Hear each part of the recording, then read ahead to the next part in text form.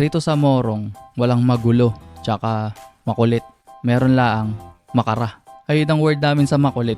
Pwedeng sa tropa mo, sobrang kulit ng tropa mo. Tapos pwede rin mga bata sa paligid, nagkukulitan. Pwede rin kapag ginugulo ka ng mga kaibigan mo o kaya ng kahit sino. May ginagawa ka tapos kinukulit ka, dinidistract ka, ganyan. Bibigyan ko ng example.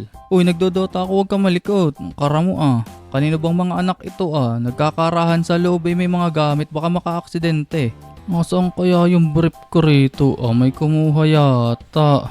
Kara ba? At yan ang salitang kara. Kaya kapag meron kayong kaibigan, tropa o kakilala na nanggugulo sa inyo, yung nakaka-distract o kaya nakaka-perwisyon na, pwede nyo sabihin yun, huwag silang makara. Tsaka tayo rin, syempre, pag may ginagawang seryoso yung mga kasama natin, wag natin kakarahin o kaya wag tayong makara sa background.